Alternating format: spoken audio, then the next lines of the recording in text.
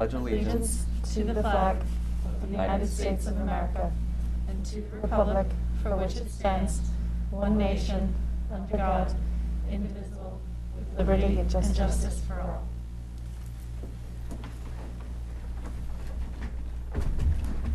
And I do see we have some people on from home watching us on Zoom, and I just wanted to let you know we have a different setup. We have a device that is a microphone and speaker and camera, and we're hoping the audio quality is better than the hybrid setup we had before, but I also suspect that the audio is still not maybe stellar. And so if you're here for public comment, this is a way that you will have a chance to do public comment remotely. But if you're just here to listen, or it's outside the time of public comment, you might be better served audio-wise by heading to the WestfordCAT website or to their YouTube stream. They'll have a little higher quality audio for you. But if you're here for public comment, you can keep the Zoom window open as well. Okay, with that, let's move on to informational updates. The superintendent. So we had our opening day with the staff today. Most of you were able to participate. I think it went well. We tried something new at the last minute to have all of these different things take place in different locations, and it seemed to be successful. So I thought that was fun. And if you haven't seen the entire episode of Top Chef Amateur that Gina Musto is on, I highly recommend it. So I want to shout out to Gina for that, and I would say the people at home too, if you haven't seen that. It's a great episode, and it was great that Gina was a great sport and letting us share some of that footage today. I did get an email from a parent that I think was important for me to share with you, that there was a concern, and it might be something that came up last year when discussing the calendar. I'm not necessarily sure, because I wasn't a part of that this last year, so I just don't remember. But the concern was the fact that first day of kindergarten next week lines up with Rosh Hashanah, and so I responded to the parent because I actually had forgotten that kindergarten didn't start this week. And so I knew that Rosh Hashanah was next week, but I forgot that kindergarten didn't start this week. And I think that's something that we need to keep on our radar for next year as well too. I was talking with a couple people today about the rationale behind the delayed start with kindergarten, so we can look at those reasons and see if there might be a way to do that. But I just thought that was an important thing, and I wanted to apologize for any families that's impacting, because it certainly wasn't our intent to have this, I think, an important milestone like the very first day of kindergarten fall on the same time as a very important high holy day. We had some questions about the bus registrations. So our bus registration is actually 2,990 students. I'm not exactly sure how that compares to pre-COVID yet. We're still kind of looking at that. Jen Piper, who's our transportation coordinator, this is really the first year that she's also overseeing and communicating everything with D-Bus as well too. She had been doing our special education transportation, and so she's trying to connect those numbers to see how that compares.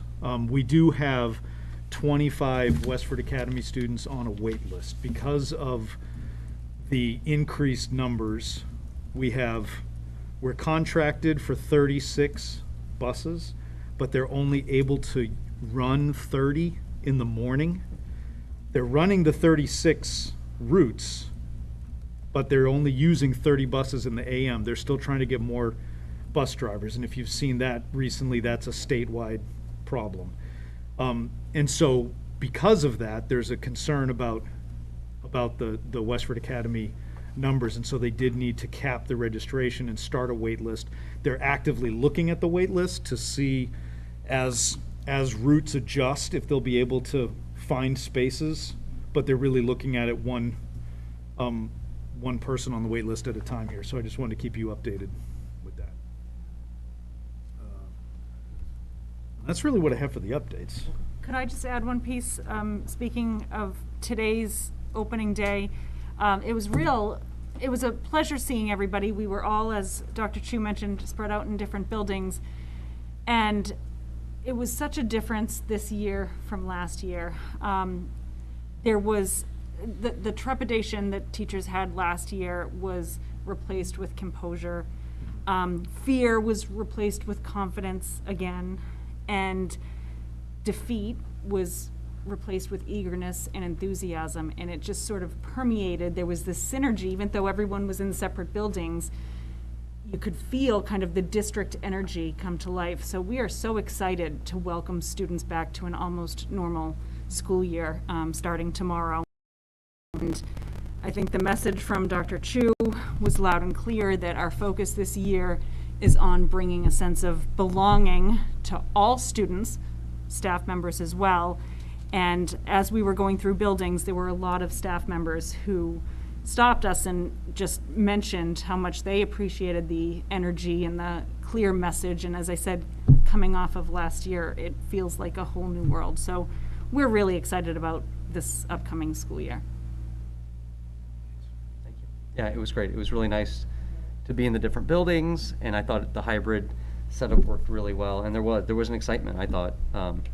And there was something, and I think there was something unique about being in those buildings, people being in their own home court. Yeah. You could feel that too, like a comfort there, and they were excited to get to their classrooms and everything. So thanks for that.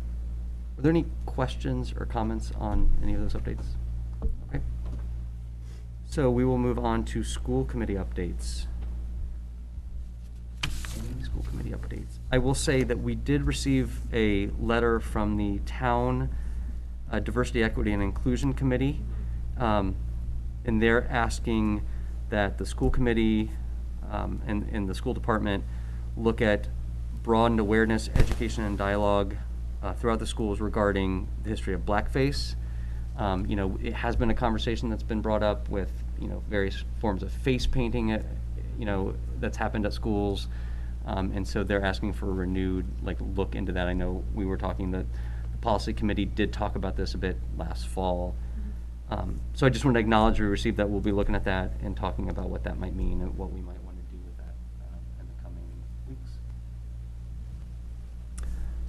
Otherwise, if there's no other school committee updates, we will go on to public comment. We're pretty lean here in person, so I'm going to switch over to Zoom and say if anybody in Zoom world would like to make public comment, if you could raise your hand in Zoom, we can bring you in.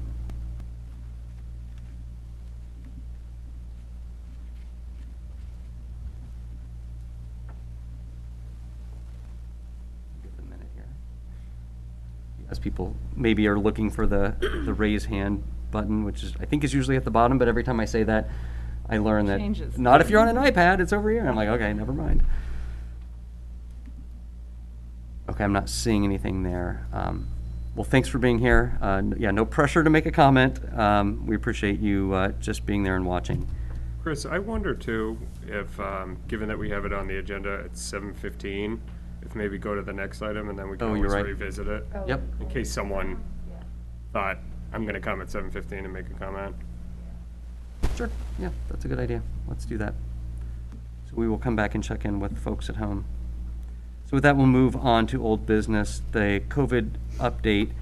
And I wanted to preface it because I realized at our last meeting, there was some ambiguity, and I'll take some of the blame for that as far as the conversation and the vote around what we were approving as far as your recommendations go.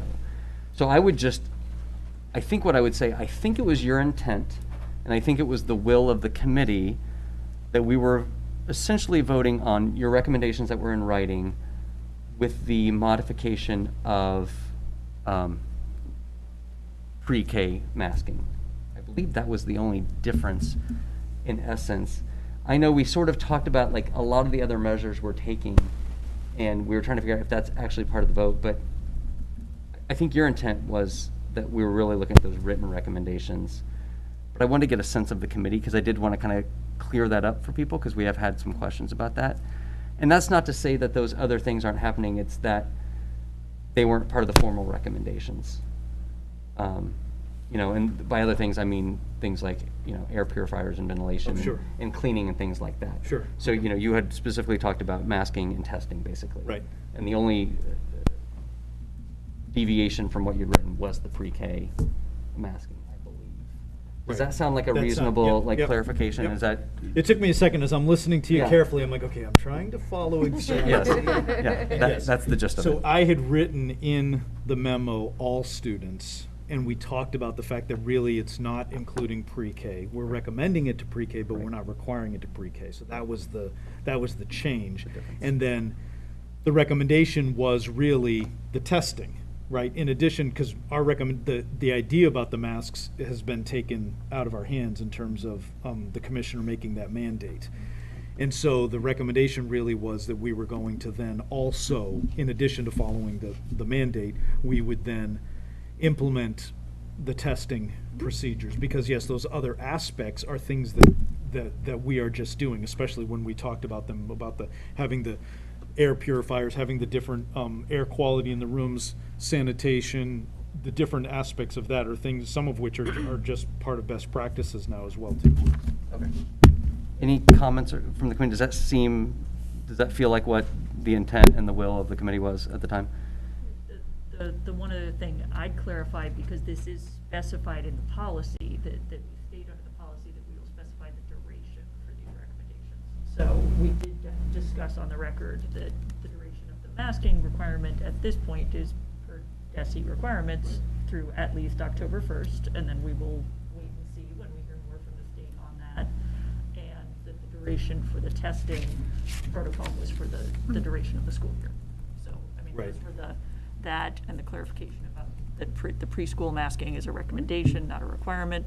Those are the clarifications kind of on the record. So I felt like it was pretty clear that that was the vote we took. Yeah, I would agree. Okay, thank you. Just wanted to make sure everyone was feeling good and on the same page on that one. So I appreciate that.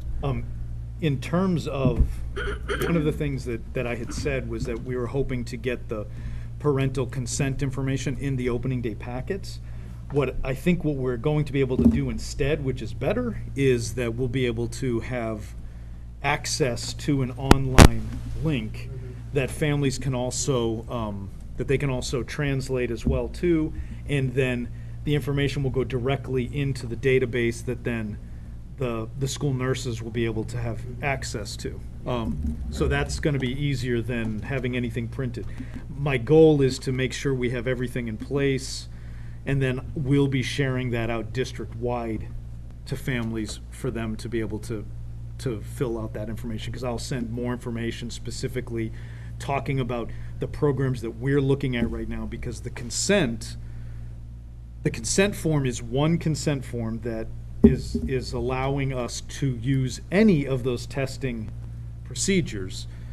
The difference is that it very clearly says that the school district must communicate to families what their choice of testing is and if there's any change to that. So we're allowed to say, maybe we get an overwhelming response from families that want to participate in the routine testing that might make it viable for us. Right now, my concern is that if we don't have a full participation, then it doesn't really help you. And so it becomes a logistic that just is really just not helping your cause. So that's why we are focusing on the test and stay first, because that's something that can be done for an individual to help an individual stay in school if they have become a close contact. So even if only a small percentage of families wanted to do that, that could still really help those individual students, right? And so from there, it's more about seeing the parental consent that would then allow us, if we decided to do the routine testing, then we'd be able to change that. The state allows us to do that at any time. We just have to communicate that to our families first.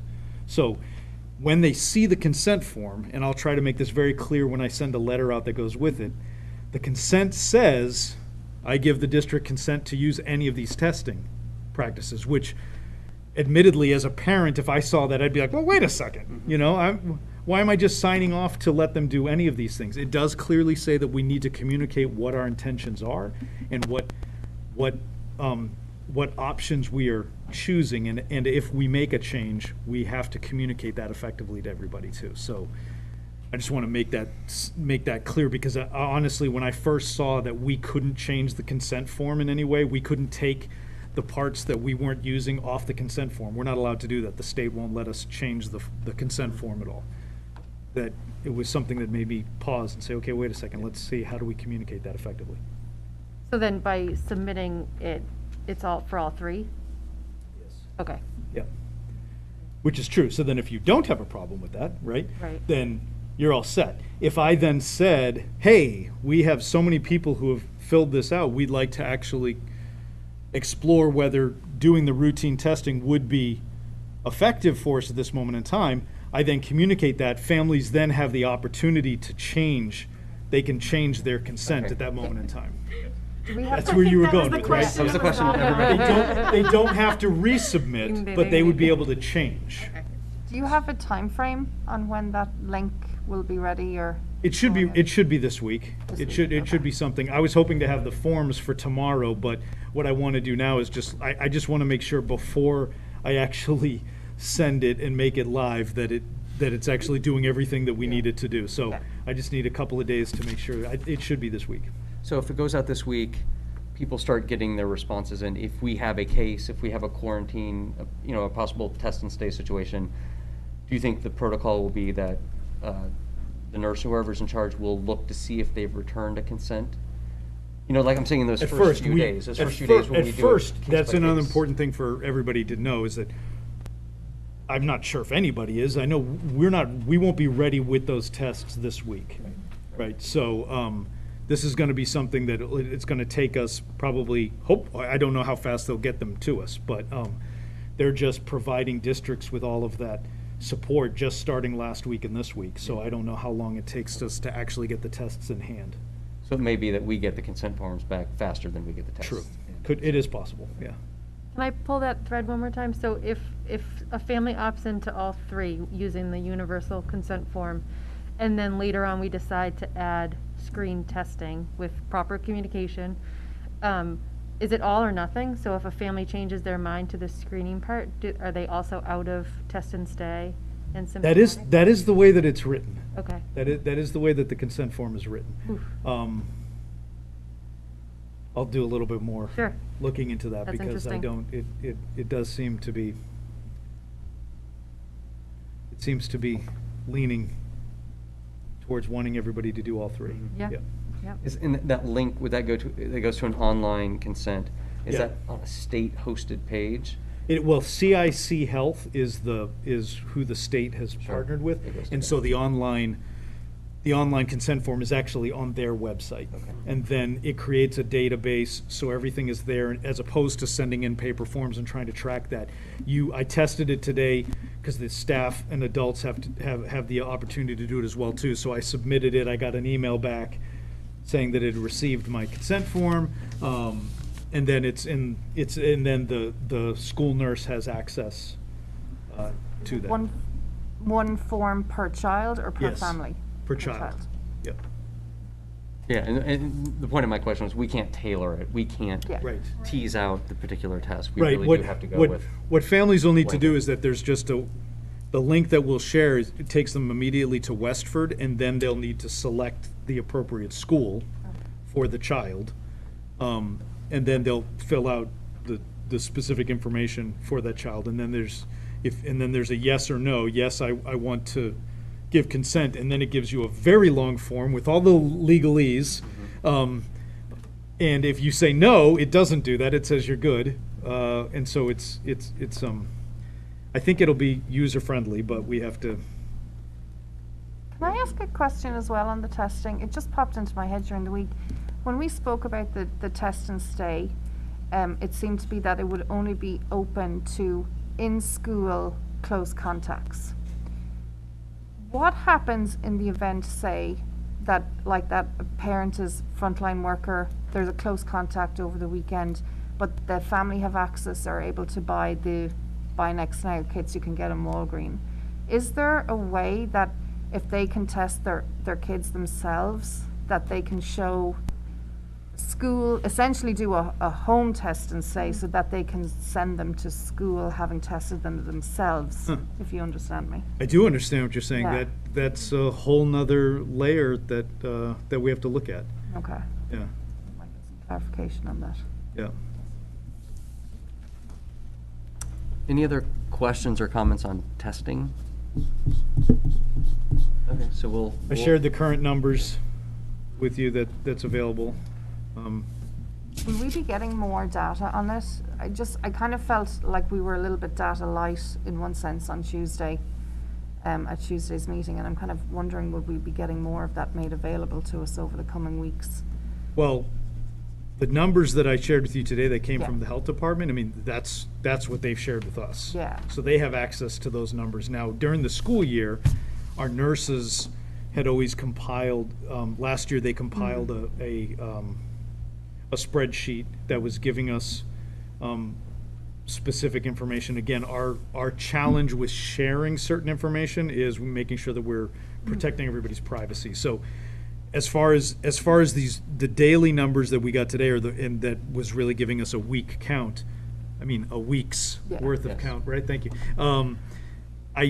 I don't know if we'll be getting more specific active case numbers, right? We'll still get the regular vaccination rates. We'll still be able to check and see, cross-reference it with the 14-day weekly average and the 7-day weekly average that the two different, I think MDH does one and the CDC uses a different one. So we'll continue to look at those as those numbers as well too. But we're basically following off the information that is available to us through the health department. Well, in terms of like transmission rates or, Yeah.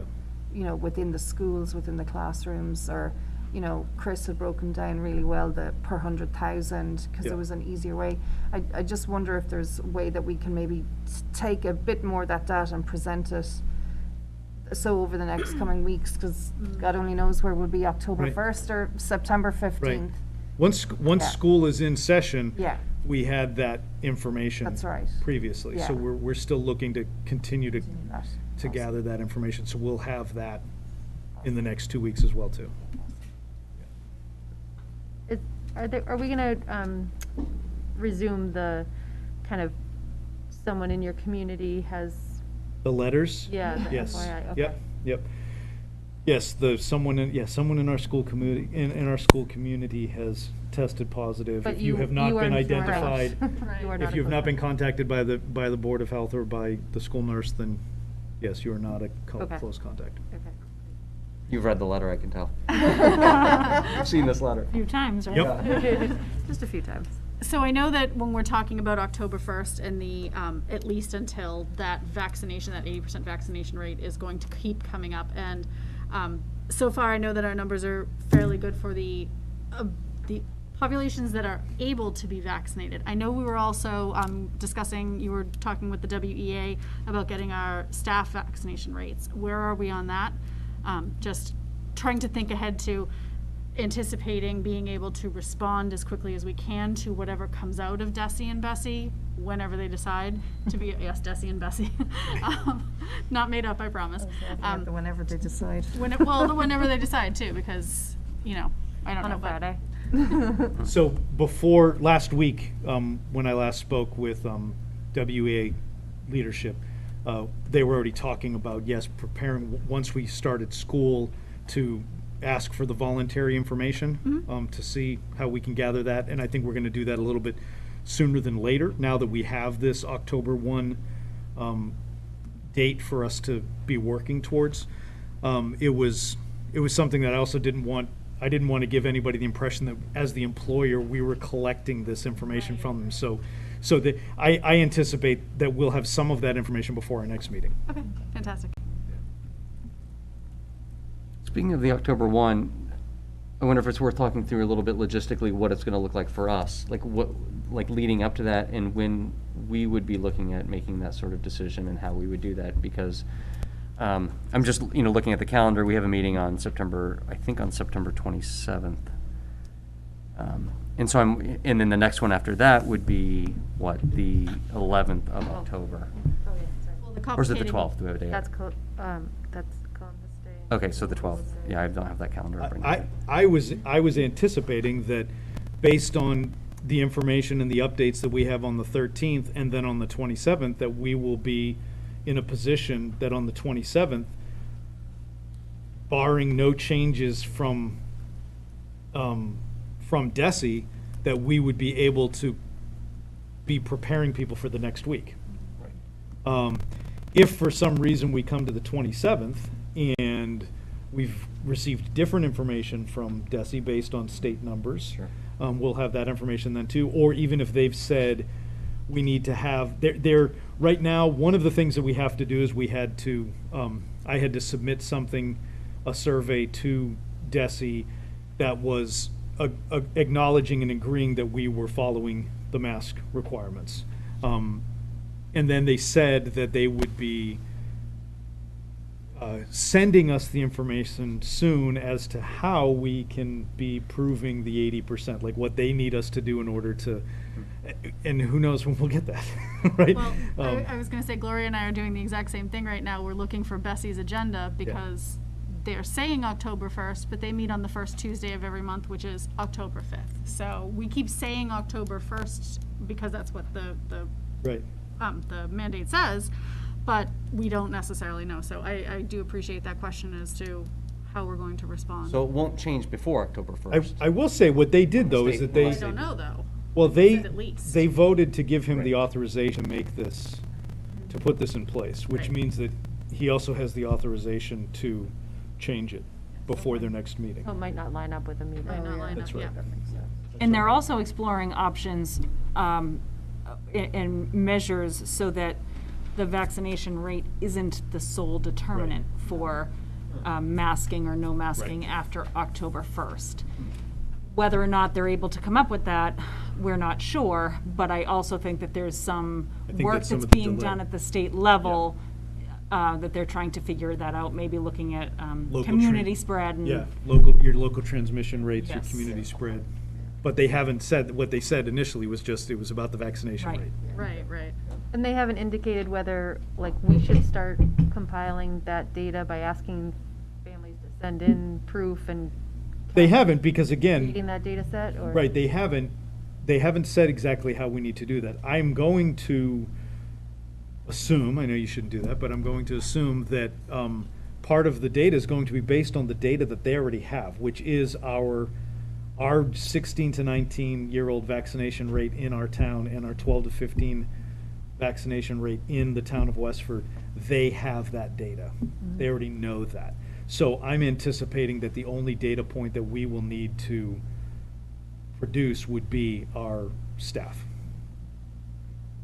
But they might ask us to have parents supply information. I just think that I think that's asking a lot in communities throughout the state. And so I don't anticipate them doing that. We've just definitely had emails where families are pointing out the nuances Yep. of those data sets, right? School choice. Yep. staff Right, I was gonna say, I mean, Yeah. if your numbers are high Ages. enough, then maybe Sure. That's you right. could blanket, say, 12, our 12 to That's 15 where is it's so not- high that it it covers is. Yeah. the schools. Our, but- our yeah. 16 to 19 numbers is not going to Right. be No. impacted by Yeah. students who don't live in Westford and/or our students who are living in Westford but going to another school. I mean, it's over 95% already. But there are certainly schools and districts where Where that that will could- not be unambiguous. That's you know, true. Like looking at those numbers. That's So true. they'll need an answer for that. That's true. Well, I do wonder if, if we're meeting on the 27th, is it wise for us to be, too aggressively jumping ahead to the following week, given that things, I mean, we'll know more on the 27th. We'll know what the state, if they've come up with anything else. But, there is a risk in us looking at our numbers on the 27th and making a decision for the following week when things could still be in flux from the state point of view, right? I think it's about, the impression that I have, and if you heard it or read it differently, Carrie, let me know, but the impression that I had is they're still leaning on, if you can prove certain things by October 1st, you would have the ability to choose, unless we change our mind, right?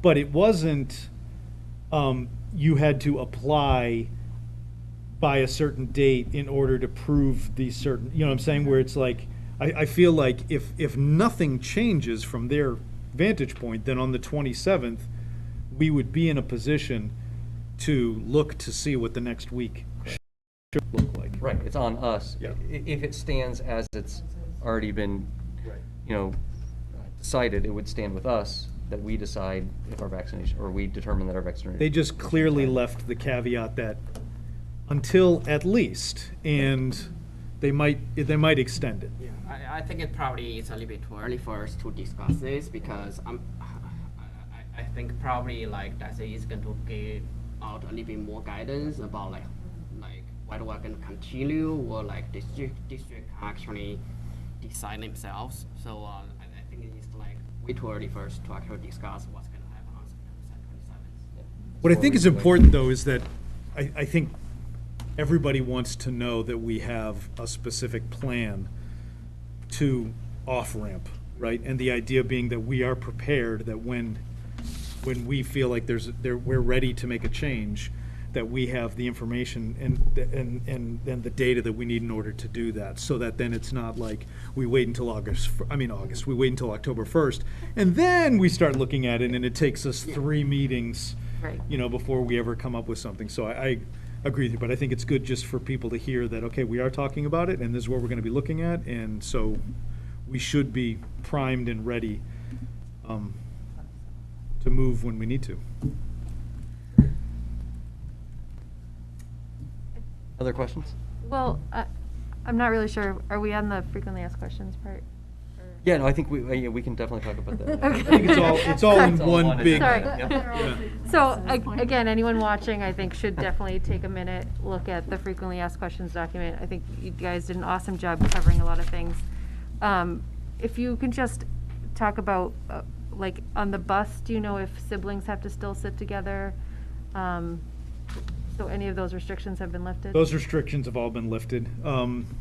We are still going to be paying attention for the purposes if we need to. Like I said, we have access to the cameras, but the windows are going to be open. And as far as DESI is concerned, the windows are open. There's no close contacts on a bus. Okay. So that means that people can kind of go back to sitting, I think, where, you typically became like grade levels. hierarchy. Yeah, the certain, so some siblings would not want to be with their sibling on the bus.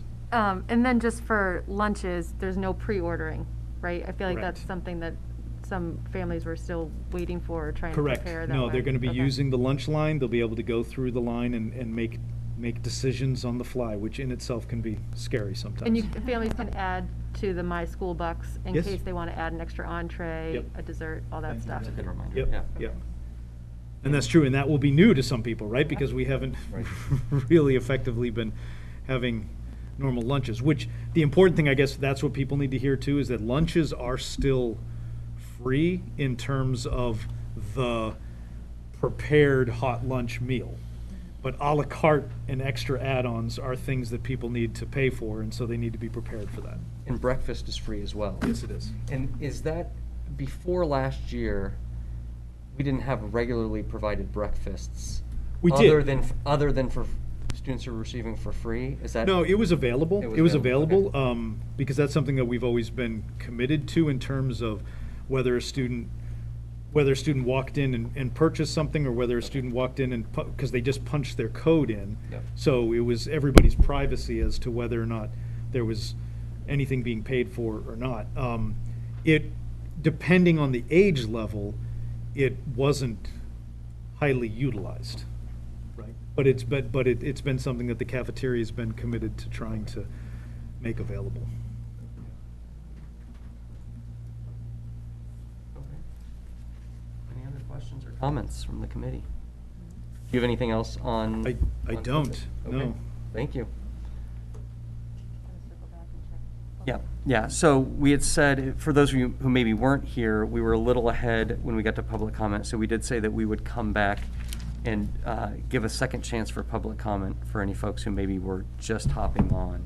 And so again, pretty light audience here, so I don't think we have public comment here at Millennium, but we do have a few people on Zoom, and so this would be kind of a second chance for you folks, if you did have public comment to make, go ahead and raise your Zoom hand up, and I'll bring you in. And I'll note, unlike past weeks, you're not being projected on the big screen, so That was just Gloria. Only Gloria got to really do that. You know, we have you on the computer over here, so you're not as looming, I would say. Okay, well, I'm not seeing any hands there. Okay. And so that brings us to the next agenda item, new business, financial updates. Welcome, Pat. Hi, everyone. Hello. So I'm here on what is probably the busiest day of the year in the business office because today we cut payroll for the first payroll of the 10-month employees. So I can't start this without giving a shout out to the business office staff who has just worked incredibly hard. We're still down in our head count. Any progress that we're making are on the backs and blood, sweat, and tears of everybody in that office. They're working very long hours, and thank you very much. Again, your leadership has been phenomenal. I think we've really built a team. We have some open staff positions. We need to get Jeannie out of here. She's looking to retire for real. But we're working on it. We're interviewing. Haven't found the right person yet, but we're working on it. But it's been busy. It's been busy, so I wanted to give them a shout out. Part of what we've been doing is kind of ascertaining past practices in the Westford School District and trying to find out what works and what doesn't, what's been proven success, what maybe just was always happening because it always happened, right? So let me start by saying that the FY21 budget closed. It actually didn't close too much later than it's closed in the past, which I think is pretty good considering the turnover we've had in there, right? It closed with a substantial remaining balance, which will go back to the town. In speaking with the town, they said that that had been projected by Bill. They were expecting it. It's sort of a conglomeration of a couple of different reasons. You know, the federal government has been fairly generous with funds. Spending has just been askew. Higher here, but lower there. It was just such the oddest of years. So in the end, the answer is that we do have a substantial balance. The other thing that I found out when I came here, and I guess it's just a matter of style, I was sort of uncomfortable. I am a little uncomfortable with the way that the town considers the school's budget as a bottom line budget. So as long as we don't spend more than was appropriated, then we're golden. But I didn't think internally that was really a best practice, okay? So if you ever looked at the budget, we were overspent here, but we had money there, and it just sort of didn't feel good. It didn't feel good. So on your agenda tonight is approval to finish out the FY21 budget by bringing all of the lines up to 0 or greater, okay? I'll tell you in a little while that I foresee this being a monthly process moving forward. I just think it helps us with managing the budget. It's a big budget and it needs to be monitored, and I felt uncomfortable with the swings. I believe my predecessor had started that too, and I think that was a really good move, and I think we're going to continue it. So seeing budget transfers on your agenda will be a monthly process. Because we're just getting our sea legs right now, the next set will probably be July and August together, and then the hope is to have it monthly after that. If you're interested and really involved in the financials, I did provide a full listing of the end of year budget for FY21. Okay, what are we looking at moving forward? Okay, one of the things we're looking at moving forward is we just discussed that there will be monthly transfers. We've just discussed that.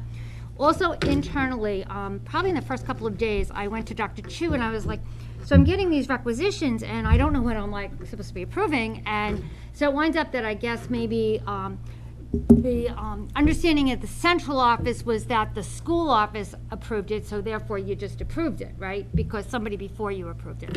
But again, I wasn't really comfortable with that. So with a nod to great flexibility and a learning curve on all of the staff in the district that put in requisitions, and maybe I wasn't their favorite for a day or two, they're now uploading some backup documentation. And I feel infinitely better about that, okay? Number one, we're all helping each other. We're making sure there are no mistakes made. We're making sure it's coded to the right account line. We're learning together.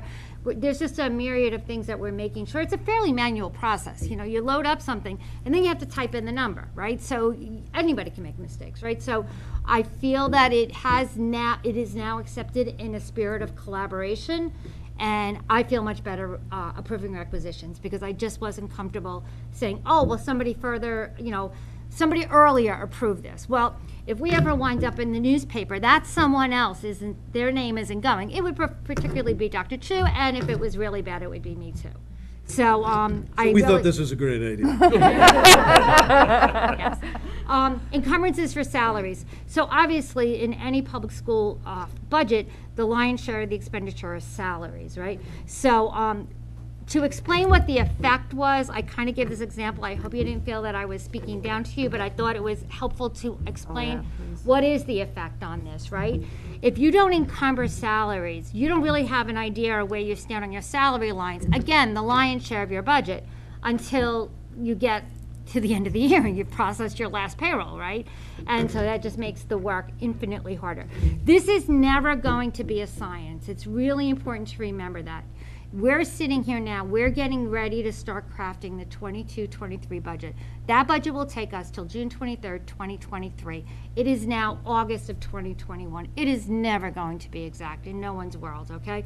But there's always it's always helpful to do your best to try to make it tighter, and we think this will help us. We think all of the things that we have on this piece of paper here will help us maybe make a better product. It is not going to be a one-year turnaround, and you're never going to have a year that there's no transfers. But hopefully we'll get a little tighter over time. I think there's always been really excellent historical budgeting, meaning budgeting to historical budgets, but maybe not based on historical spending. Right, so that's a difference, whether you're basing your budget on your historical budgets or your historical spending. We're going to try to start to align it to historical spending. The problem's going to be the last quarter of 1920 and the entire 2021 years were not normal spending patterns, right? So it's going to be a little bit of a work in progress. And then the last is we've already crafted a potential timeline for the FY23 budget. I did send it over to the town because, of course, we have to sync with them. I haven't heard back from them yet. I'm sure they're thinking it's August. Are you kidding me? But because this is my first time going through this process, I feel more comfortable having lines in the sand for myself, even if those lines move a little bit, just to kind of keep myself on task. I don't know if anyone has any questions. Valerie? Can I, just for my own learning and for anyone watching at home, sometimes I get really confused by the fancy words like encumbrances. Could you just give a quick explanation of that? Certainly, encumbrances are dollar amounts which it's reasonably expected that they will be expended. For instance, if the district is going to pay a staff member $80,000, right? In January, if it's a 10-month staff member, in January 31st, you will have only paid them $40,000, but you are encumbered the other $40,000 because you're going to have to pay it, right? And so it's monies that are already earmarked. In the supply world, it's monies for which there's already an approved requisition and therefore a purchase order. So the process is that staff puts in a requisition. Once the final approval occurs, which is me, it switches from a requisition to a purchase order. It's at that point that it becomes an encumbrance. Because the reasonable expectation is that you have now been given approval to order that item. We have to earmark those monies to pay that bill. Thank you. Jen? Yeah, so in the budget transfer document, can you explain a little bit about like what from amount and then to amount means? Certainly. So first of all, these are categories that are set up by DESI, okay? Because otherwise I would have given you a 4 or 5 page list of individual account lines. So this is within each function or a varying number of account lines, okay? And so if it's from, it means that those account lines had balances in them. They had dollars available. Their funding was in excess of their expenditures. For the to lines, it means their expenses were in excess of their appropriation. So we had to move some money. So as Dr. Chu and I have discussed, the idea is that people should be budgeting where it belongs, okay? What I'm going to be working with the schools, but we haven't been able to start yet, is that they will manage within their school line their own, so that this idea of not exceeding your appropriation is going to be at every level, okay? So if a principal is responsible for the lines on their school, they're gonna move money from one supply line to another, from, I don't know, pre-K supply line, or kindergarten supply lines, to, regular education supply lines. And so what you're seeing is at the budget level for the entire school district, these lines had extra money, these lines were in the red. We brought them up to June 30th, so nobody was in the red anymore. Right, so I have a follow-up question, because there are like 2 lines only has two amount. That means like the budget is less than what we spend. But there are the other like 6 or 7, it has both from and to. So what does that mean? I understand why that was confusing, but remember, each of those categories represent a large quantity of other lines. So it means that the sum of all of that. So what we did is, so maybe this line had money available, but the next line in the same category didn't have money available. So I can understand why it seems illogical that you would both be adding money to and taking money out, but within those, it's the individual lines. Some had excess funds, some didn't. Okay. Yeah, got it. So that means like the 2 amount means like some of the function within that function probably they need more money, but then aggregate we So 2 means that the sum of all the lines that gained money, okay, was the 2 amount. But within that, maybe some of them gave money. In a perfect world, but it seems easier than it is. In a perfect world, you would keep it within the function. But this is an ongoing thing. And so it's possible there could be transfers that don't come to your level if they can stay within the function, the DESI function, right? Because that's how we get them approved, at the DESI function level. But that would be a perfect world. All right, thank you. That was helpful, that explanation. Gloria? I appreciate all of this. I think it will create some clarity for us in terms of projecting where spending is during a year, and I think it also provides us some clarity for crafting future budgets. And I think it will address a lot of needs. I just wanted to clarify for people who are looking at those numbers on the 21 budget transfers. One of the big ones that jumps out on you is the large from amount under the administration line and the large to amount under teachers, presumably salaries. I'm guessing that is because of comp reserve, and that because the teacher salaries were living kind of unencumbered in comp reserve. Comp reserve was a big fund source. I don't remember if those lines fall within administration, so I always hesitate to say something, especially on camera, that I'm not 100% sure. So I'd like to be able to look at that. But would the new procedure that you're suggesting for encumbering salaries throughout the year kind of prevent that large kind of budget transfer we're seeing in an end of year here? Well, yes, if it wasn't a negotiations year.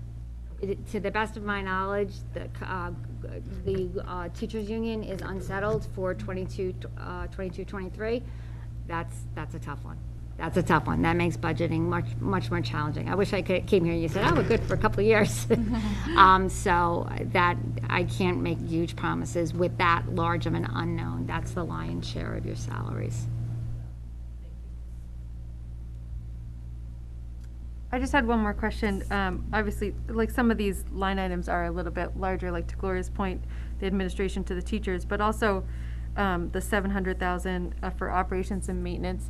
I mean, I don't expect that you have every line item at your disposal, but do you have any narrative that goes along with some of the larger? Now, without looking at it again. I did these probably my first week here. Okay. I just couldn't get a handle on the swings and No, the and I lines. apologize Yeah. for not asking you ahead of No. time. And so I do want to mention, that's really good. So my position is probably a little different than Dr. Chu's, right? He has to have the concept and the plan in his mind. Mine are numbers. So I really appreciate getting all the questions in the world ahead of time. I am really loath, you'll get to know this about me, I'm really loath about saying anything unless I'm really sure I'm right. Yeah, I'm not going to put words in your mouth, but I will go out on a limb and I will hazard expenses. Since that is the operation and maintenance line, because that is so high and that was overspent, and so now there is a transfer too. I'm guessing a lot of that is going to be going for related. Yeah. But that is my guess, and Pat didn't say that. I don't, sorry. Nope. No, you go ahead. I was just gonna say that, back on the FY '21 budget close, memo, where it says that the school reopening grant for $1 million and the ESSER COVID funds for 20,000, is that really all that we received? I thought the ESSER number was higher than that, but maybe that's not what hit FY '21. Am I remembering that wrong? I thought it's much higher. Right, so. There were different rounds of. Right, there's ESSER two. Yeah, I think that was ESSER the one two and different. ESSER Two two. starting in FY '22, some of them are multi-year grants. Right. Okay, Up through, ESSER 3 goes through October of right, 2024. yeah. Sorry, interrupted you, Alicia. No, I was just gonna say, I didn't have a question. I just wanted to say thank you because I know you all are working so incredibly hard and this is very helpful for us. And I know there's a lot of people watching that appreciate it. And I'm gonna put words in the town's mouth. I'm sure they don't mind you getting a timeline to them super early because we've wanted to, expand that process so that we're not just doing budgets in a 1 month, 2 month time frame. We want to be talking about budgets year round. So I really appreciate that as well. So thank you. Great, great. And please do pass that on, our gratitude from the committee to everybody. I will. They'll appreciate that. It's been hectic. It's been hectic. And I have to ask, okay, so you're coming from another state. How different is it to come here? Like, is it like, let's do like the COVID, like green is like, oh, it's pretty much the same, to like red, which is like, please don't ask me that question because It's more the same than different. It definitely, yeah, Good. it's 'Cause more the same you than seem different. like you're very much quickly up to speed and like facile with all of it, and it's impressive. So I'm going to give Thank you you. the credit, but also Thank you. It's good Thank to hear you. that. It's some more of that- similar than dissimilar. Yeah. Can I ask, Pat, how many positions are you trying to fill right now? So we had 3 when I came in. We have 1 person who already started, 1 person who starts the Tuesday after Labor Day, and 1 more to go. So one more to fill. Yeah, Okay. yeah. Sorry, I do have one more question, just, someone mentioned ESSER 3 and it reminded me. I think the deadline for that is like October 4th or something. So Carrie is doing, Oh, okay. It's in October, so we're talking about ways to communicate and get some stakeholder Oh, feedback, awesome. Okay, which has to happen in advance of spending. okay, awesome. Thank you. I appreciate that update. And then the last thing I would say is the Finance Subcommittee, we haven't met yet this year, but I think probably a good first meeting would be with you to kind of get the lay of the land a little bit, get some of your thoughts. So we'll reach out. sure. That, it is on the budget calendar. I was but gonna say, would be- she's got you scheduled. I hope you saw that already, Prompted me. That's 'cause she's already on top of that. Yep. But I would be happy to meet with you. Yes, that would be great. good. Yes, and I would like your input too, right? I'm just kind of getting to speed with Yep. all of it. Especially, my experience has been that committee provides insight to administration regarding budgeting in a year in which the contract is unsettled. So, yeah. That's a biggie. That's gonna cause the biggest challenge, I think. The rest of it is work and time, and nobody's afraid of that. It's just dealing with the large unknown. And so, I do have to apologize, last committee meeting, there was a snafu all on me that the warrants did not come over for signature. They are both there. Can you tell me a little bit about what happens now? Both the expense and the payroll warrants are there. With the signature page, do you all stay tonight and sign them? Okay, Yes. so they're there. Thank you. And we'll clean that up. Okay, thank Oh, you. and we have a vote to make. Yep. Oh, yeah. So I would move that we accept the budget transfers as specified in the memo. I'll second. Okay. All in favor? That's unanimous. Oh, Alicia did. Thanks. I'm with Gloria, Alicia. Jesus. Pat. It's all good. And with that, we move on to our 8 o'clock agenda item, which is the annual school building tour update. For folks who maybe don't know, the school committee traditionally will go and tour buildings with the superintendent. Sometimes it's in the summer when there's nobody there. Sometimes it's when there are students in the building. It really just depends on what the purpose is. Sometimes we want to see is, during COVID, we wanted to see how things were looking with modifications in the classroom. Oftentimes in the summer when we do it, we are looking at specific needs of specific buildings, and that was the case when we toured last week. Yep. We looked at Robinson and Day School with focus, looking at some of the things in those buildings that are coming up potentially. Yeah, looking at the spine, if you will, going into the boiler rooms, looking at the concerns.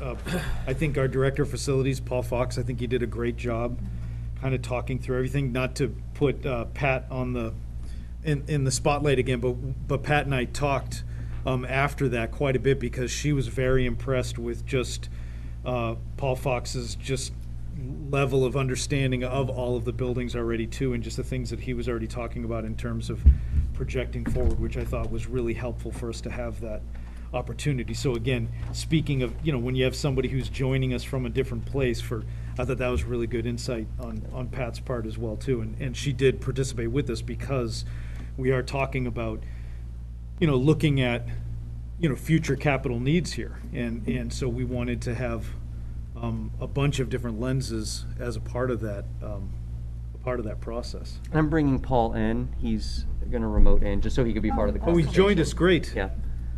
Did he hear Pat say nice We might have to things? repeat that. I don't know if he heard Right. that.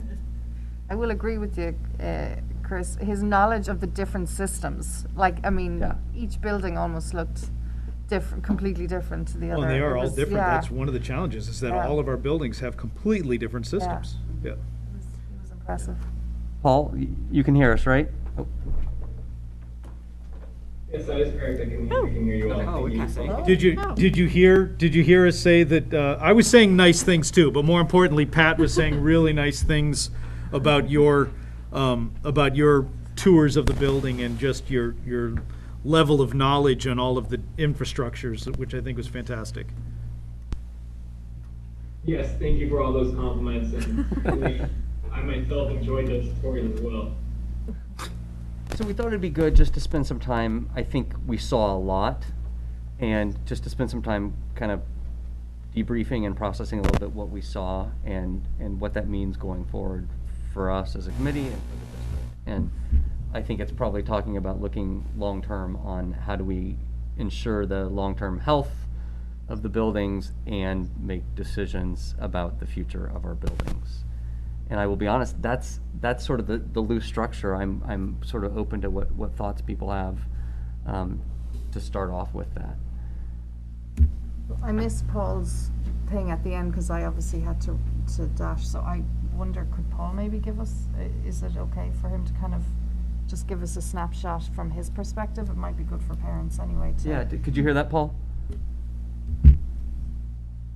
Yes, I did. I believe the question was to try to give a snapshot of buildings and their current status, if you will. Is that fair to summarize? That would be great. Certainly. So obviously on this day, we toured the Robinson School and the day school. And I remember having a follow-up conversation with Dr. Chu later on that afternoon. And I think that he so elegantly put it that, the town of Westford has such high standards for all of their buildings. And we certainly want to make sure that from an educational component, our students have that equal opportunity. And just the day school and the Robinson School, approximately 60 years old each, have, through the building infrastructure itself, stood up to, this environment very well, but they certainly don't offer the same amount of environmental things that, let's say, a Stony Brook or a Miller School has with its extra learning abilities. One of the biggest things that the MSBA always looks into is the amount of lighting that always gets into those buildings. So I think that both the day school and the Robinson School have shown their challenges from those areas. Obviously, from a facility standpoint, we need to be considerate about what those challenges may be from a mechanical, electrical, or a plumbing standpoint. And I think both of those buildings offer some future, concerns that we need to keep in mind for what they may look like. In addition, the Robinson roof needs to be replaced in the near future, and that is something that we've discussed with the capital committee at times. As we've talked about earlier, we do know that the Blanchard does now have to go ahead to pursue an MSBA project.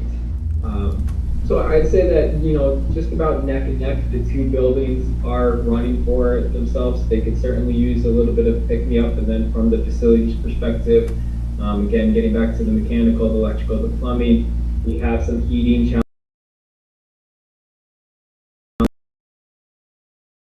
We want environment to each one of those teachers and the students in there. It's not always fair for them if they come into their room and it's relatively chilly in the morning on a winter day. It's my job to best prevent that, and just the age of the building sometimes creates those nuances and those challenges. So although that does not necessarily directly answer the questions, I think that there's a certain need and a great opportunity here to talk about what could we potentially do to both of the buildings, hopefully at the same time, one maybe impacting the other one or vice versa, that could help bring these buildings to the building level that, again, as earlier mentioned, the Westford Academy or Miller or any of the other school buildings in town are able to create that environment for our students. Yeah, I think, and one of the things that we talked about too was just, I think we're at a point where if we don't make certain plans, then our decisions will be made for us by, some of these systems. And so in which case then we won't have a choice as to what we do, which is one of the concerns. And just when people are at home, hearing us talk about it as well too. So like, I think one of the things that Paul's referring to is that the MSBA has, when they talk about light, they're actually talking about access to natural light, right? So like you go into our newer buildings, and if I've been there when the power goes off sometimes in some of our storms, right? And you might still have quite a bit of natural light in the buildings, whereas some of these older buildings, they're just dependent on the electricity in ways that there's just not a lot of natural light going into the building. So it's not that there's not enough light in the buildings, it's that access to natural light, and those codes have just changed over time. And our teachers do a phenomenal job creating these wonderful environments for students in their classrooms. Some of the buildings just don't have the same support that the others do, and I feel like that's something, if you took any one of our buildings and looked at, I think, the great work that's taking place in those buildings, we have so much to be proud of. It's just that when we start to say, okay, wait a second, the infrastructure here, or the different systems of this building, we're going to have to do something, and it might not be what we would want to do, which I think is our challenge right now.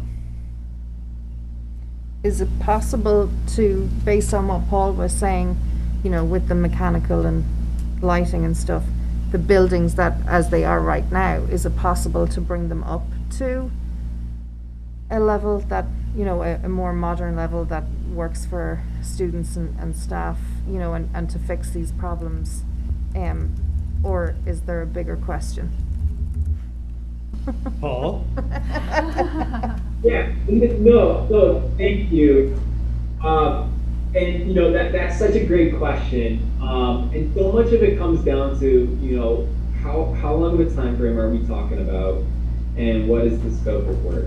Because the second that you start talking about a decent enough size of the project, what you often see is a little bit of a ripple effect. So I know in the Robinson School, we've already recently gone after a window project, and I think it was a door project. And the way that the code's written, it talks about X number of space being renovated over any given amount of time starts to trigger more and more codes that you have to come up with compliance with and into. So if we were to do another project this shortly after we've just done a project at the Robinson, we may find ourselves starting to encroach upon those other type of rules that I was referring to.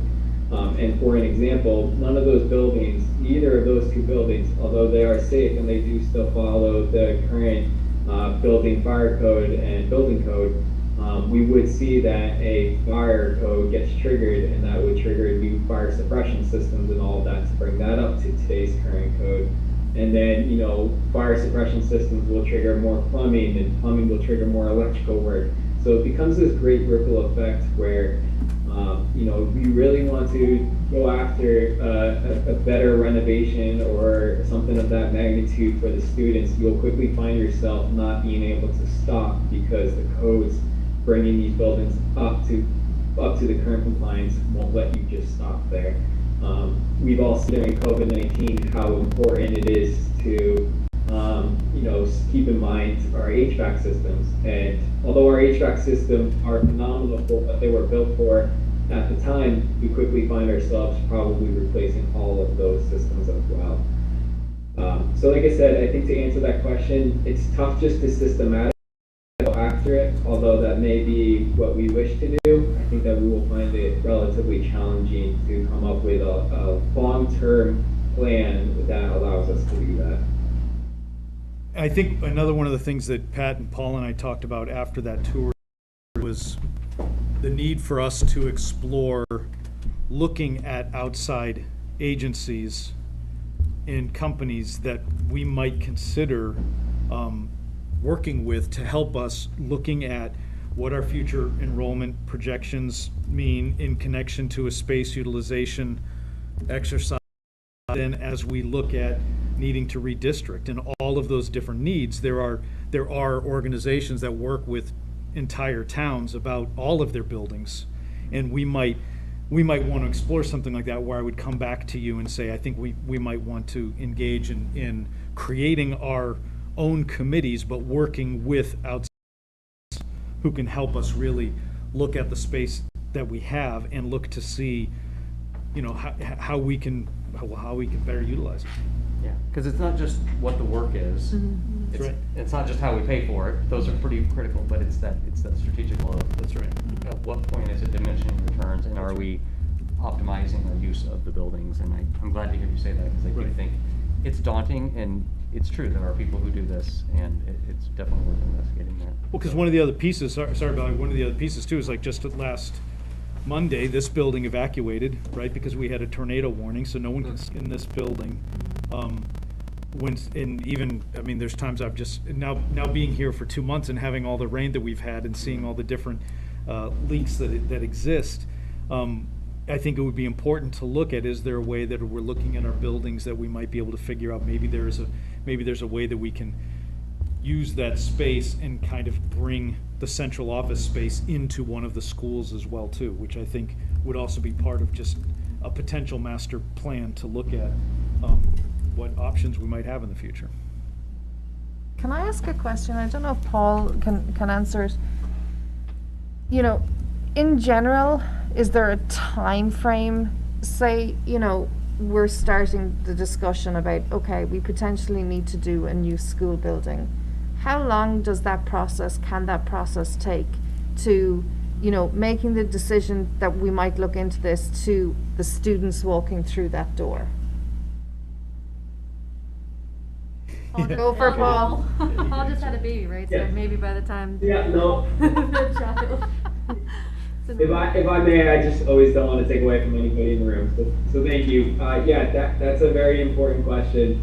And needless to say, from a planning perspective, it is a very long process, specifically if the MSBA is included in it. So for starters, we would need to get the local buy-in and authorization. I think that's something through the select board, Dr. Chu, and through the town level, whether it be town manager or select board, that there needs to be some agreement level based upon that this is the path to pursue. And I think after those conversations, and if a direction is given to pursue an MSBA project, we are still looking at something in the early turn of the year, sometime in the early spring, where we would be eligible to submit a letter to the MSBA, a statement of interest to the MSBA, if that's the path that we choose to go for funding. We'd be able to submit that statement of interest to them with our design scope in mind. And each year, it's a very daunting task and process, you know, not only locally, but obviously from the state level, because they have to vet out everybody and each one of the school systems that are submitting for it. So it's very competitive. You hear a lot of school systems that are going back for their second, third, or even fourth rounds to try to get through their initial process too. So after the MSBA decides whether it's, the town of Westford's opportunity or not, then you're looking at probably another year to year and a half to do a feasibility study to figure out exactly what makes the most sense for the town of Westford and public schools to do with, I guess in this case, it'd be with the Robinson School and the Day School. And after town meeting votes, if the votes prove favorably, then you're looking at probably another 2.5 to 3 years worth of construction time, depending upon how you choose to operate those buildings at that time. I would like to point out that one of the most challenging tasks when pursuing an MSBA project is what do you do relocation of the students. So I think all in all, you're looking at probably about 5 years from the moment that you have town approval, and that's town buy-in, and that's from, and that would include receiving favorable votes all the way through. 5 years. So then our school buildings are now 65 years, if not older again. That's right. Heather? I just wanted to quickly, for anyone watching, I know we've talked about codes, and there was a point we made during the tours that all of these buildings are safe, right? Nothing is worrisome you. for Yeah. students entering these buildings tomorrow.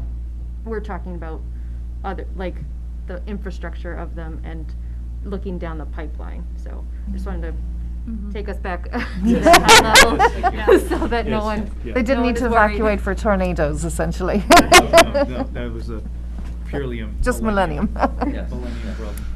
Lori? I appreciate that. I was having the same thought.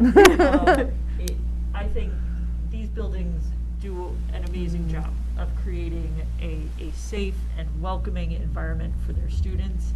And everyone should understand that we are having a responsible and candid, thank you, Paul, open and honest conversation about what are the long-range plans we need to make for these buildings, because they are showing their age. And if something breaks or needs repair, it is difficult to access, and it is difficult to repair equipment of this age. So we do need to be making these long-range plans. That's a responsible thing for us to be doing as a district. And I'm just really thrilled that we're having this open and honest conversation, because the only way that we make these proactive long-range plans is by starting to have these initial conversations now. So I greatly appreciate it. And to your point, and on top of all of that, forethought and planning that we're trying to put into it, it's a 5+ year process. Yeah. So you have to tack that on. So you have to be looking ahead, so you really don't get into a situation where you're throwing money into buildings that really deserve, major upgrades. So I have to say, I really appreciate the inclusion of the equity aspect of it as well, because we do have amazing buildings, and they all have their own character, and they're all their own environments. They're all their own ecosystems.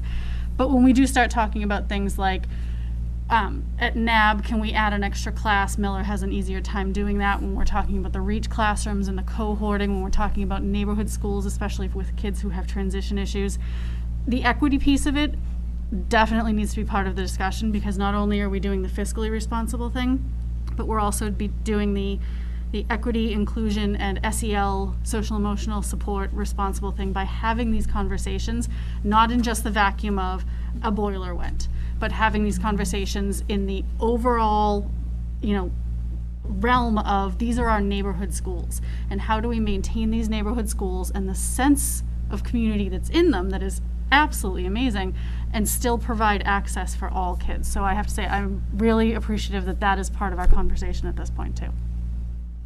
Is there any point, though, in having more conversations specifically on Day and Robinson, when really we need to be having the bigger conversation about those neighborhood schools and what do our schools look like, and possibly redistricting, so then we know what we need to do in the next step of Day and Robinson in terms of moving forward with statements of interest? Or I don't know how specific your statement of interest needs to be. I mean, potentially. Very specific. So, potentially we may decide the Robinson School needs to be at a completely different location, just throwing it out there. So you know, there's no point then, by the signs of that, going ahead with the statement of interest in the spring if we haven't had the bigger conversation of, well, what do the schools in Westford look like in 10 years' time, before we start having that discussion specifically on Day and Robinson. That's why I do think that it's worth it for us to explore, looking at what type of guidance would we benefit from, by talking to different types of organizations that have had these conversations with towns about their future enrollment, and looking at their spaces and looking at the way in which they're laid out throughout the town, and have, you know, I think we can do that. We can look at redistricting on our own, right? We know this is what we have, these are the numbers, we can do that, right? But then when we start talking about, okay, well, wait a second, what would this impact be if this building was used for a different purpose? We did start to think about the grade levels, you know, and I think it would just be helpful for us to explore that, to see. But I think you're right, that needs to happen in order for us to see, well, what are the projects that we would need to pursue? Do you know how much these companies cost in terms of, or how long that takes or anything? That sounds like that's a pretty big study. Yep. Yeah. Because it's covering so many aspects of it, Yeah. and a range of domain knowledge that they would have to have, so I'm guessing it's, you know, it's a substantial outlay for that. But I don't know, I don't have any historical knowledge on when we've done a study like that, like looking at how we pay for that, whether, I mean, it feels like it would be something that we want to talk to the town about jointly, looking at that, since it really is, you know, it's a benefit to the town. I don't know. I do think it has a buildings as well. very large impact on the entire town. So I think it's something that we should look at, and that's why I say we should explore it. And I should be able to come back to you and say, hey, this is what I've discovered. These are the different range of things that we might look at. I mean, if we were ever to engage with an organization, we would have to go through a very specific vetting process in order to do that in the first place. So all of that would still be very clear. I'm just throwing that out to you now, saying I think that that's something that I could be coming back to this table to talk to you about. What's that? In September, we have that joint meeting. Yep. Yep. So I guess that segues into my question, which is where do we go from here, right? Like, are we gonna wait and kind of, because this factors into the superintendent's goals and, you know, our multi-year plan and the like, or are we at a point already where we should start talking about creating like an ad hoc committee? Or, I mean, I'm curious what your thoughts are. I don't think we're at a point where we're creating a new committee necessarily at this moment in time. One thing that's changed is that, I mean, Paul and I have a standing meeting every single Wednesday now, right? So since July 1, we've been having this conversation. So we're not waiting for anything in terms of exploring and collecting as much information as possible.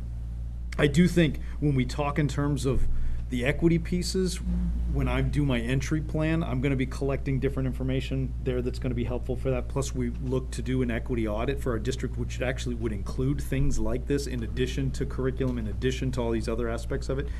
I think what would make the most sense is for Paul and Pat and I to continue to explore just historically what other districts have done in terms of engaging organizations, right? To just see what has happened, what types of projects have other people have they, you know, participated in, so that then we have a reference, you know, to even be talking about. And then I do think that some of this is already on the town manager's radar in terms of the conversation that we have in September.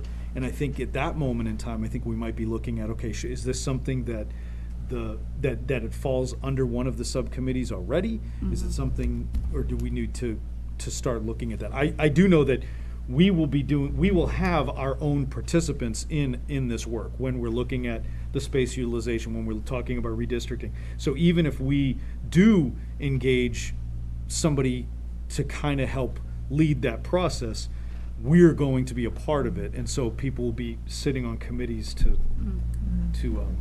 help with that work. So I wonder, I mean, this seems like, first of all, thank you for having this discussion. I didn't have the luxury of being at the building tour, so this was really helpful to hear from everyone.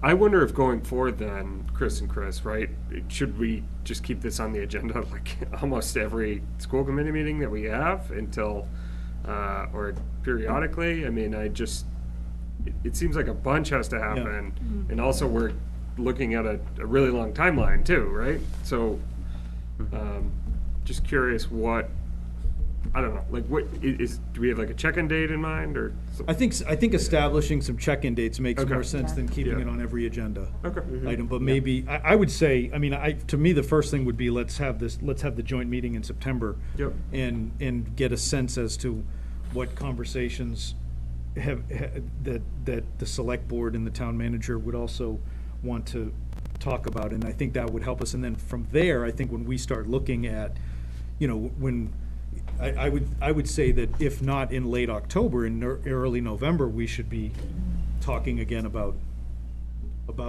bringing Paul back and having different conversations as to if we have more information, if I have more information in terms of what other districts have done that I can share with you, or if we just have even more updated information about our buildings in general. Great.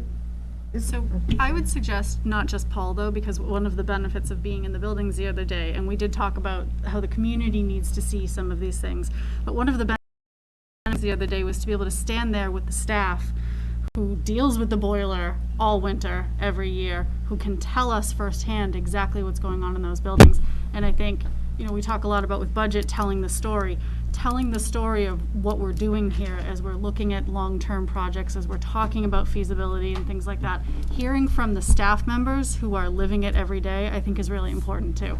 Because we can talk about the lifetime of a boiler, and Paul is fantastic, but what I really want to hear is from the people in the building who are, making sure it's running every single cold day of the year, because they know what they know best, what is happening in their building on a day-to-day basis.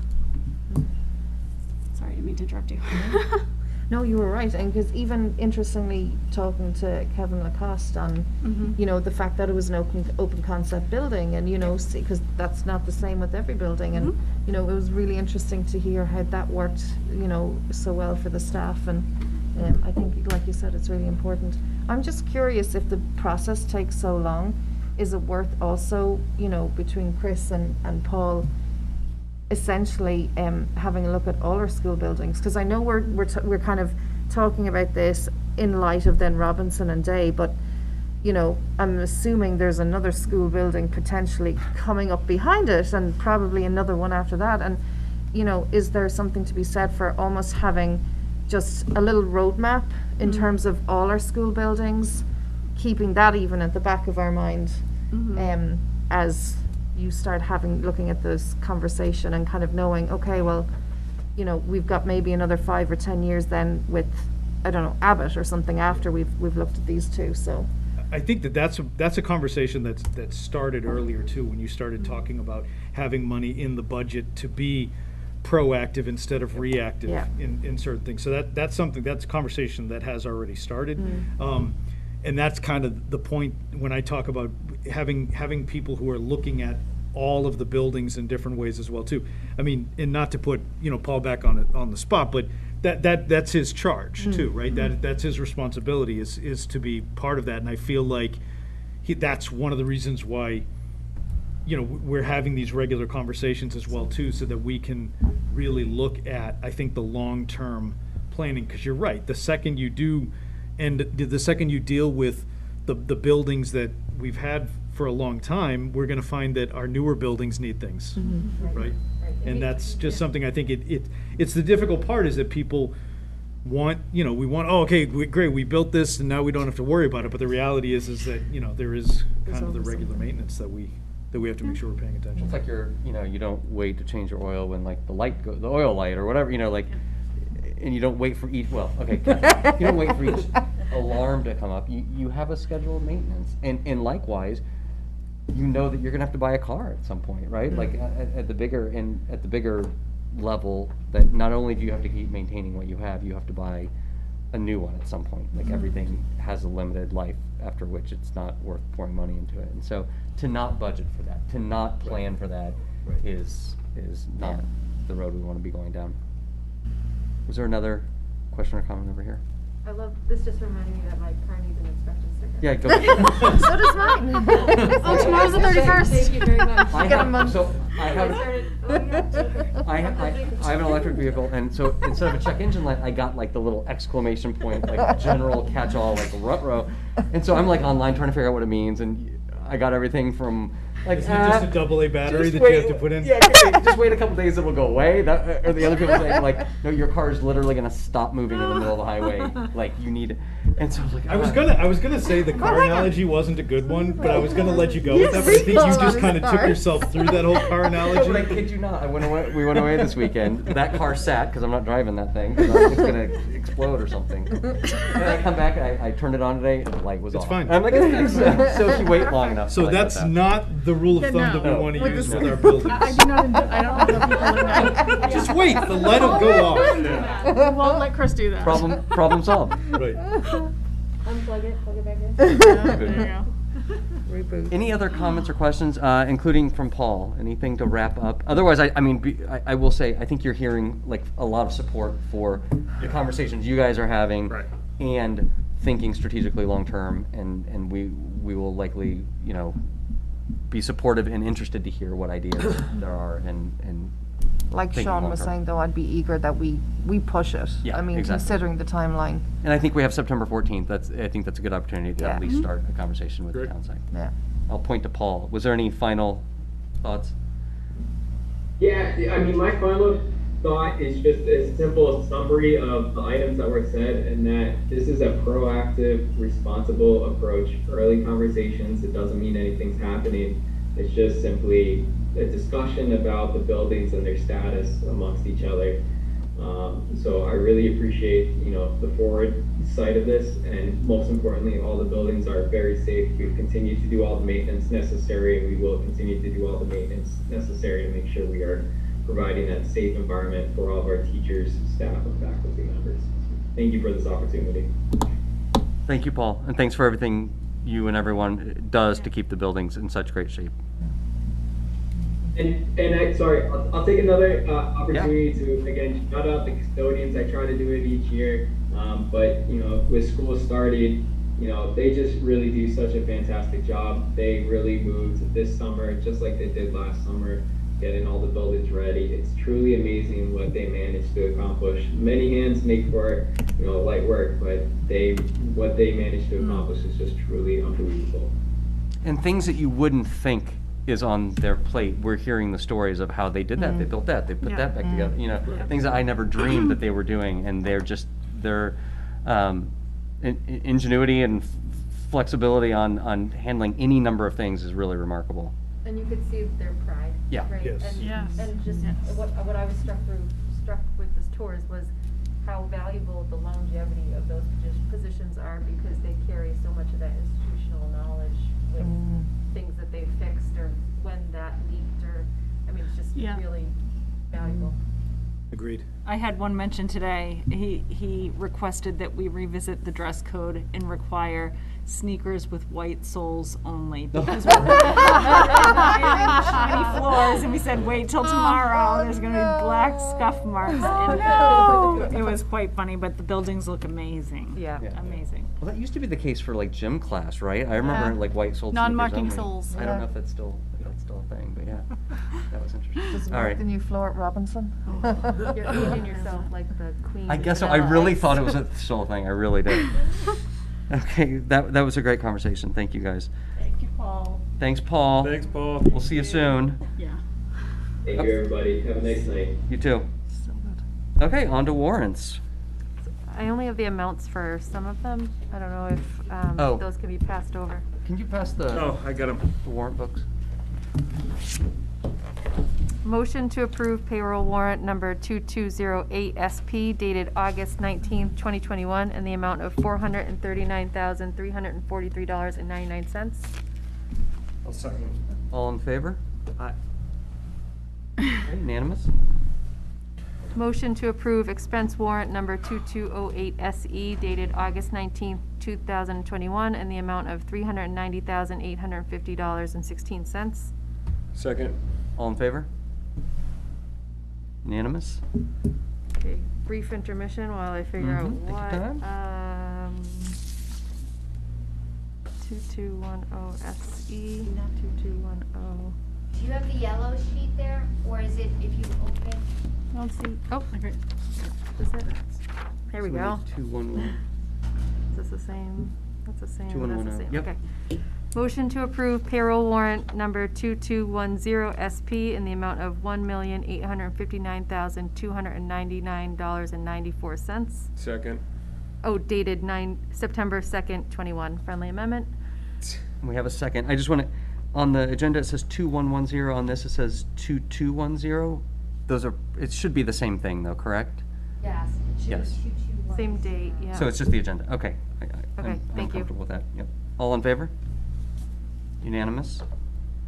Motion to approve expense warrant number 2210 SE dated September 2nd, 2021 in the amount of $372,666.08. Second. All in favor? And that's unanimous. And yes, I just remembered, 2/2 is the fiscal year, so yes, 2/2. That's an easy way to remember that. Motion to approve regular session minutes dated July 12th, 2021, July 26th, 2021, and July 27th, 2021. Second. All in favor? That's unanimous. Motion to approve executive session minutes not for public release, July 12th, 2021. Second. And I had an amendment.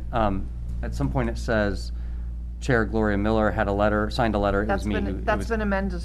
Oh, it has? Yeah. Oh, Oh, wait. as in chair or you chair? I was the person who signed the letter. Oh, okay. Yeah. Did It was that- right after we switched Did you make that over. amendment? No, I just noticed that amendment. I just noticed that today. Okay. I haven't done it. So do we need to Oh, amend? you're saying, am I it? offering that? I would say, like, we vote to approve, subject to Okay. making that simple change. So you had sent the letter, not Gloria? Correct. Okay. Yep, Apologies. Which minutes was this on? The executive session minutes. from the 12th of July. Okay. So if the motion and the second still stand, we'll vote on that. All in favor? And those are unanimously approved. Okay. Okay, excellent. Motion to adjourn? All in that, and I hear a second from Gloria. All in favor? Okay, that's unanimous. Thank you, guys. Thank you. 32. Okay. Good night, everybody. Thanks Nicely for done on joining. timing. Catherine, did you All get right, this email? we need people to sign. Yes, I sent it.